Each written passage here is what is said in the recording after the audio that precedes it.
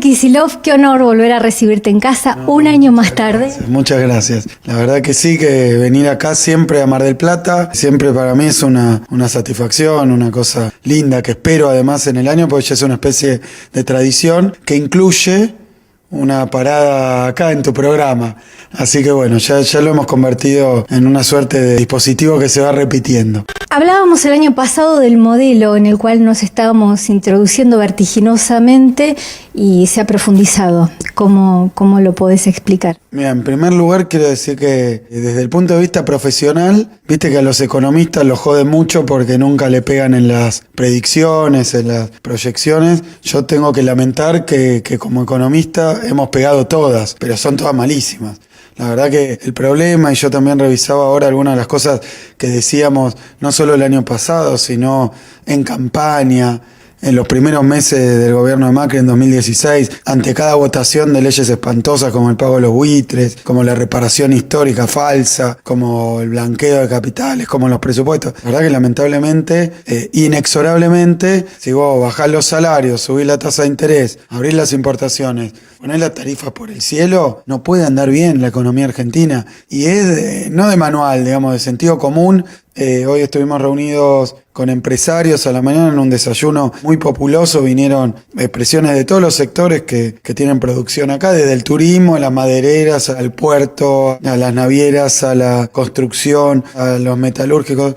Vino Atilio Borón y me contó que estuvo a la par tuya acompañándote hasta el último momento antes de subirse al avión. Un lujo, y te quiero decir algo, hay una especie de unanimidad muy democrática que es que le va a todos mal. Y eso es producto de un plan económico, de un programa económico. Por eso a mí no me gusta hacer hincapié en los problemas que tiene esto en términos de los negocios de Macri, o la ineptitud, o las cosas que uno va descubriendo, porque a veces se distrae, pierde de vista que esto es un programa económico que se ha aplicado varias veces en la Argentina, siempre con el mismo resultado: desindustrialización, exclusión social, aumento de la pobreza, desempleo, aislación del mundo, porque convierte a la Argentina en un exportador bobo de materia prima, buscando el libre mercado para colocar algo de muy bajo valor agregado. La verdad es que rompe el potencial de la Argentina, es lo que tenemos de nuevo, era lo esperable, lamentablemente, y bastante absurdamente lo estamos viviendo. No era necesario esto, no es el único camino. La verdad es el único y peor de los caminos que uno quiere ir para atrás. Hablábamos de baja de salarios, pérdida de derechos laborales. Comparás a este gobierno con lo que vivimos con Martínez Dios, con Cavallo, pura timba financiera. Mira, es el mismo modelo. Obviamente la historia pasa, y cuando yo decía esto, lo venía diciendo hace tiempo, por el conocimiento que tengo del pensamiento económico de los personajes que acompañaron a Macri toda la vida, por el conocimiento que tengo histórico y como experiencia personal de cómo Macri aplaudía de pie esos gobiernos. Digamos, Macri le fue muy bien a él, a su familia, a la dictadura, multiplicó sus empresas, su riqueza, le nacionalizaron, o sea, nos pasaron a nosotros toda la deuda de su grupo económico. En los 90 era íntimo amigo del modelo de Menem, de Cavallo, o sea que era muy raro que llegando al gobierno y después de una experiencia tan extraña como la que hizo de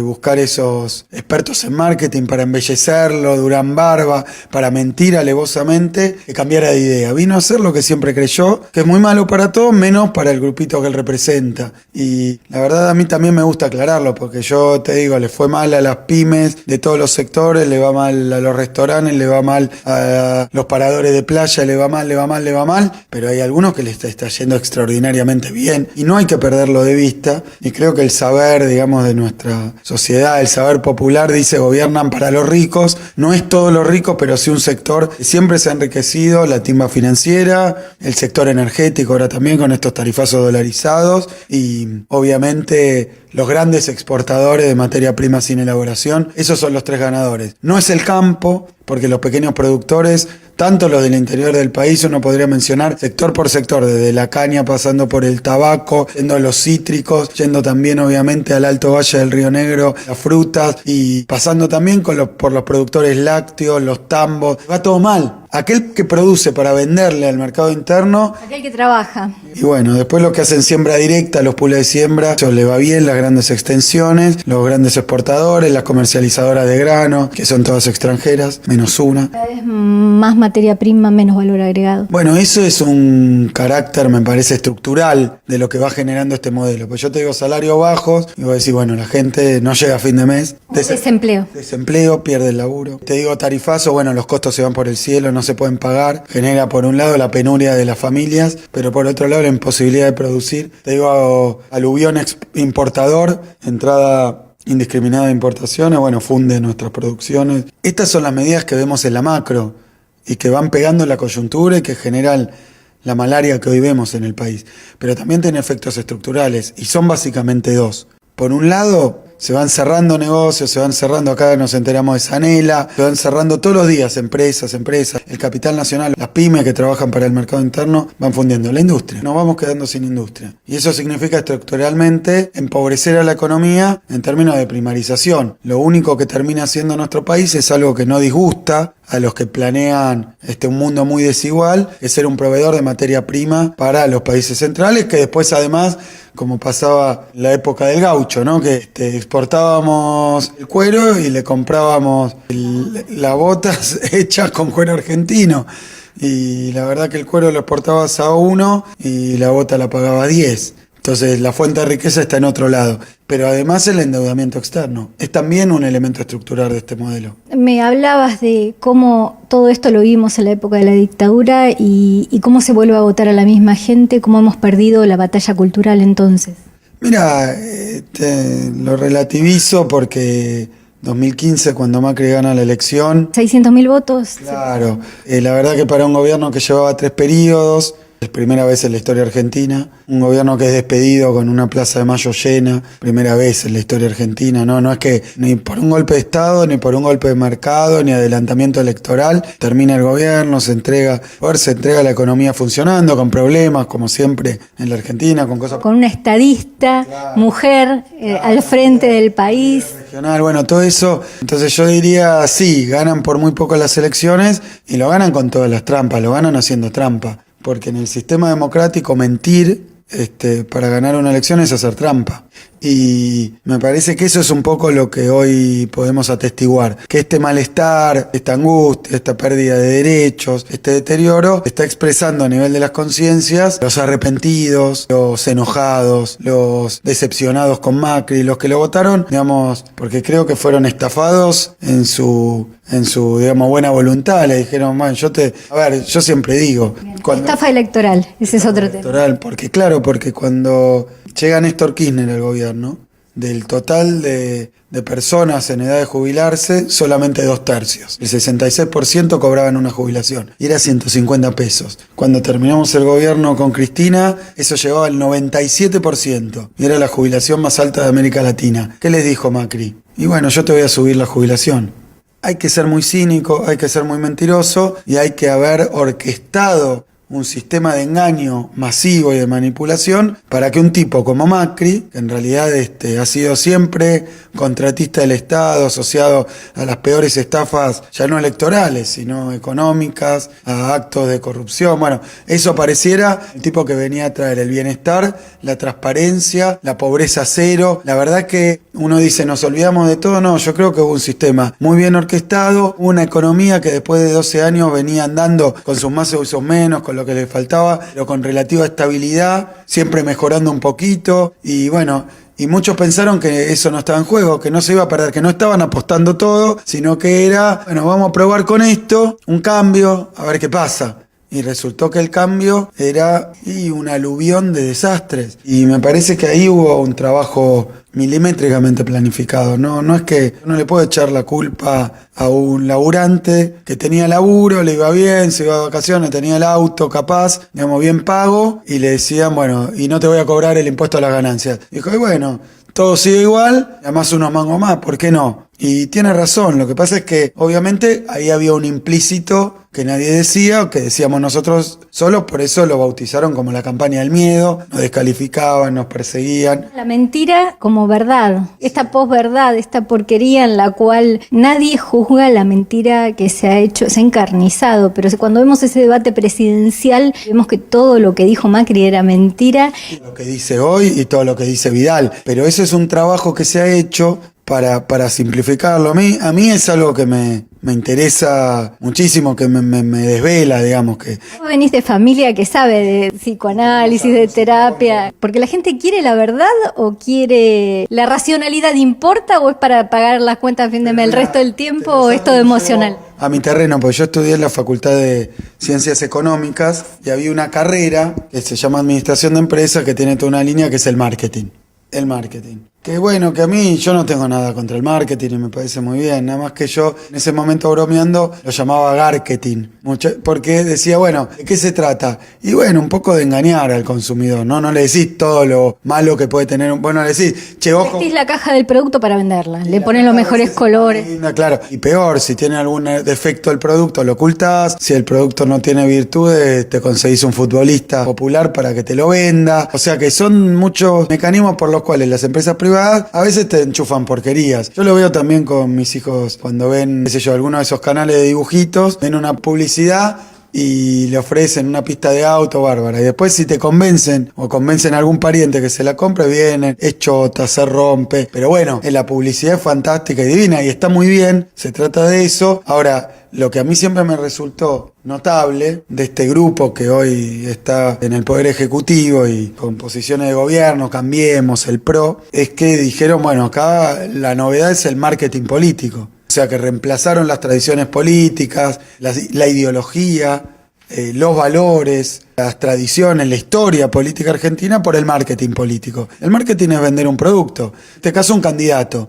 ¿Y qué es venderlo? Que lo compres, le creas y lo votes. Me parece que se trabajó muy fuerte. Sabemos muy bien porque estas cosas, por un lado, embelleciendo a Macri, a Vidal, a Cambiemos, convirtiéndolo en verdaderos actores. Vidal a mí me parece que tiene un mérito. Sumado a operaciones políticas muy fuertes previo a las elecciones, ¿no? Porque esto puede volver a pasar, que les inventen a cualquiera cualquier barbaridad y que la gente compre y no lo vote y vote al otro. No se conoce muy bien, pero Evo Morales, cuando fue un plebiscito, unos días antes de ese plebiscito, pasó también en Brasil antes de la elección de Dilma. Antes de ir a ese plebiscito, le inventaron un hijo no reconocido, teóricamente había tenido con una mujer extramatrimonial, digamos, y era una mujer teóricamente de plata, entonces lo desprestigiaron diciendo, mirá, se hace como que es popular y de los pueblos originarios, pero en realidad termina engañando, teniendo un hijo que lo convirtieron en un demonio. Y después, pasada la elección, Evo pierde ese plebiscito. Tuvo un papel muy importante. Y mirá lo que estamos conociendo hoy. Que Lascar, que es el que inventó esto de la ruta del dinero acá, el otro día va a juicio oral, se sienta ahí y dice, me tuvieron secuestrado no sé cuánto tiempo y me amenazaron de muerte para que dijera eso que dije. Y era todo mentira lo que dije. Y eso fue la famosa ruta del dinero acá. Era la ruta del dinero M. M en el sentido que siempre aparece algún macrista o alguien del gobierno en los negocios turbios, pero además... Como los Panama Papers, cuando la buscaban a Cristina y encontraron todo de señora Seychelles con toda su producción tocando timbre en una isla del Caribe no encontró nada. Después apareció Panama Papers y a Macri le aparecen 50 empresas. Ahora sí, ella no importaba. Antes si tenía media contacto con Cristina, que no encontraron ni medio, era un escándalo internacional. Ahora cuando a Macri le encuentran 50, no importa, está bien. Fue obligado, lo hizo el padre. Yo creo que la campaña sucia es otro elemento del marketing político, porque muchas veces nos olvidamos, pero el mundo de la empresa y el mundo industrial también en las grandes empresas, las multinacionales, es muy sucio. Hay espionaje, hay desprestigio, le pagan a falsos estudios científicos para decir que el producto del otro es venenoso. Es decir, que toda esa roña que consiste en embellecer tu producto y embarrar a tu competidor es lo que hoy aplican despiadadamente para manipular elecciones, lo cual más allá del hecho concreto o desmenuzar y analizar lo que pasó en 2015 o lo que está pasando en toda la región, o el caso de Lula preso sin que le hayan comprobado nada y proscripto, Ahí hablamos de la justicia, de lo que nos está pasando a nosotros con Milagros a la presa, 13 años y una justicia que no es independiente, ¿no? Y que también amenaza a Cristina. Mirá, nosotros nos decían que manipulábamos la justicia. No hay día que no aparezca, plena luz del día, que se reunió el ministro de Justicia con alguien o apretaron a otro. Los operadores judiciales, Macri tiene más operadores judiciales que ministros, porque los ministros los echó todo. O sea que opera en la justicia. Ministerio de Salud por lo menos ya no tenemos. No, bueno, epidemia sí, pero a cielo descubierto. Yo creo que todo se cayó. Las mentiras electorales en el terreno económico, también en el terreno institucional, democrático, constitucional. Era gente muy republicana hasta que llegó el gobierno, manipula la justicia, gobierna por decreto, pone jueces de la Corte Suprema a dedo. Es decir, que la verdad han hecho todos los desastres y los desmanes y hay presos políticos en la Argentina. Es lamentable el deterioro que han hecho sobre el sistema democrático de este país. No te quiero retrasar mucho, pero te voy a hacer algunas preguntitas sobre el endeudamiento externo que tenemos. ¿Para qué? ¿Para pagar cuánto de intereses? ¿Para qué les sirve a los argentinos esta pérdida de dignidad y también la garantía de nuestros recursos naturales, lo que significa de acá a 100 años, ¿no? Porque vienen por eso. El endeudamiento del gobierno de Macri ha sido un endeudamiento récord en la historia y en el mundo. En 3 años colocó 200.000 millones de dólares de deuda externa, duplicó la deuda externa argentina en relación al Producto Bruto Interno. ¿Cuánto pagamos de intereses por ese dinero? Mira, esto es muy interesante porque En Brasil pasa que todos los años pagás la mitad en intereses de la deuda externa y de eso no se habla. En la Argentina, ¿cuál es la situación? bueno, estamos en una situación muy comprometida precisamente porque nuestro último presupuesto, digamos, en el ejecutado, de la recaudación nacional, de la recaudación del Estado, se dedicaba al pago de intereses de deuda en general, 6% del presupuesto, de los recursos, un 6%. Ahora eso se multiplicó y se convirtió en 13 o en 15. Es decir, que cada vez el Estado puede recaudar retenciones, porque Macri ni al campo le cumplió, le puso retenciones, tiene que destinar no 6 pesos, sino 15 al pago de intereses. Pero es peor, porque el gobierno de Macri dice, vamos a hacer un ajuste, hay que ser austeros, no hay que gastar en pavadas. Entonces, en la discusión del presupuesto el año pasado, para ir al déficit cero, decía, bueno, no vamos a tener hospitales, no vamos a tener salud, no le podemos pagar el sueldo a los maestros. Todo esto es un desastre para ahorrar 350.000 millones de pesos. ¿Sabes cuánto vamos a pagar de intereses? Y bastante más de eso. Sumando lo del Banco Central y lo del Gobierno Nacional, 600.000. O sea que todo el ajuste es para pagar intereses. efectivamente, se va por, diría hoy oficialista, antes opositor, se va por la canaleta de la deuda. Todo el esfuerzo, todo lo que nos falta, todo lo que esto significa en términos de pérdida de derechos, de dignidad, es para pagar deuda externa. Entonces está la pregunta. Tomaron un montón de deuda, consiguieron la plata del FMI, habrán pavimentado, Lo que no se fuga. pavimentado la República Argentina, hecho un montón de fábricas, conseguido la riqueza cero, pobreza cero. No hicieron nada de eso. No hicieron nada, se fue a la fuga. 60.000 millones de dólares de fuga de capital. ¿Y riesgo país? Y bueno, también pasa eso, que yo creo que el gobierno de Macri es un mal gobierno. Además de estar muy equivocado, de aplicar un mal plan, de haber mentido, es muy inepto y muy torpe en lo que hace. Y muchas veces esos errores, digamos, esos problemas, esas corridas provienen de que priorizan siempre los negocios de ellos por sobre la cosa pública. Entonces muchas de las cosas que pasan y andan mal, el gobierno quiere bajar la inflación, pero sube 2.400 las tarifas de gas y 1.000% la tarifa de luz. Y la inflación mucho no va a bajar. Después... También tenemos inflación récord, ¿verdad? Sí, la más grande en los últimos 27 años. Y hay que recordar, y no como un chiste, que Macri dijo en campaña que la inflación no iba a ser un problema, que nadie iba a hablar de la inflación. Yo creo que nadie habla para no hacerse tanta mala sangre, pero la verdad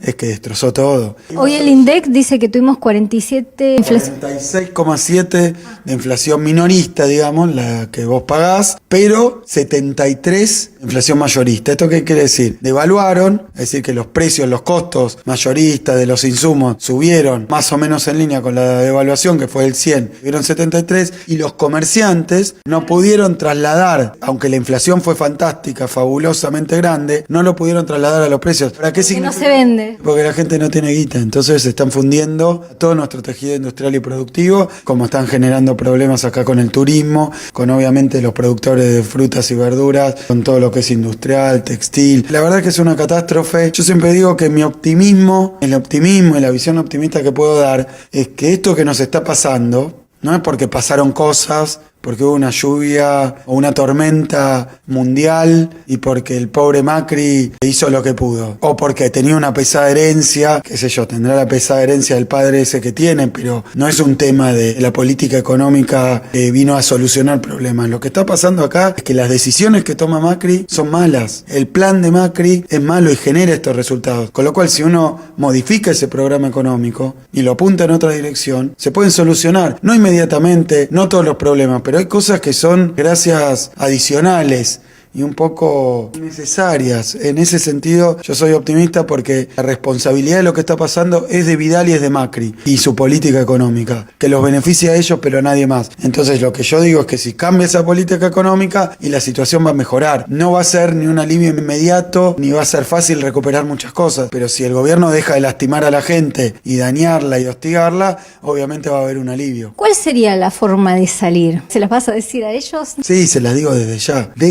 Dejen de bajar los salarios, las jubilaciones, los ingresos de los profesionales, los presupuestos de las universidades, dejen de quitar la salud, la educación, dejen de quitar la ciencia y la tecnología, dejen de poner la tasa de interés de la timba 60% en 70%, dejen de permitir que ingresen productos del extranjero para fundir toda nuestra producción nacional, desdolaricen las tarifas que dolarizaron. Decisiones a tomar no son tan complicadas, se las venimos diciendo, es un secreto que nos guardamos como la fórmula de la Coca-Cola. Aumenten el consumo. Es lo que hay que hacer, fortalezcan el mercado interno, no se la pasen rezando para que vengan inversiones extranjeras. Y no van a venir por ahí. Claro, consigan que nuestros empresarios tengan un contexto, un entorno, un ecosistema donde puedan sobrevivir y les interese la rentabilidad que tienen. Y el otro día me decía, ahora es a favor de las empresas. Nuestro gobierno, que es un gobierno que vivimos en el capitalismo, cuando dábamos trabajo necesitábamos empresas que funcionaran. Y para que funcione una empresa tiene que poder vender. Eso es a favor de la industria nacional, de la producción argentina. Eso, lamento decirlo, es lo que ha hecho siempre históricamente el peronismo. Y mal que les pese, eso favorece a los sectores medios. Este gobierno está agrediendo a la clase media, y la clase media son trabajadores calificados, de buenos ingresos, son empresarios que les va bien,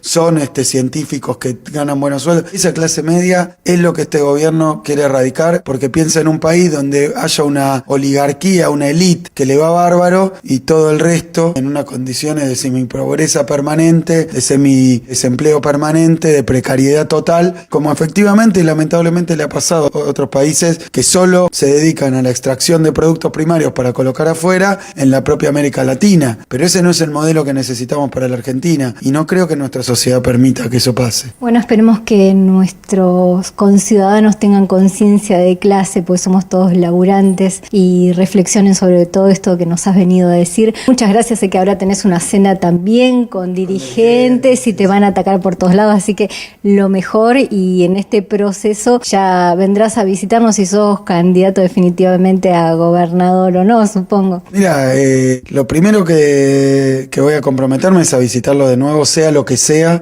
porque tenemos que seguir trabajando incansablemente para formar ese gran frente electoral, un frente algunos lo llaman patriótico, otros antiliberal. Esa famosa unidad consiste en un trabajo de todos los días, que acá en Mar del Plata, bueno, ahora tenemos por fortuna el trabajo que ha hecho Fernanda Raberta con muchos compañeros, que ha logrado juntar el agua y el aceite, sectores que parecían irreconciliables. Vamos a tener una reunión, van a estar la CGT, todos los sectores de la CTA, es decir, cosas que antes estaban en cortocircuito, hoy están juntas, sectores de la política. La verdad que es un trabajo formidable, de todos los días, requiere mucha humildad, mucha entrega, anteponer los intereses del conjunto a los propios. En ese trabajo vamos a seguir incansablemente estando también nosotros. Un lujo, Axel Kicillof, haberte tenido en casa. Muchas gracias. No, gracias, Julieta, a vos.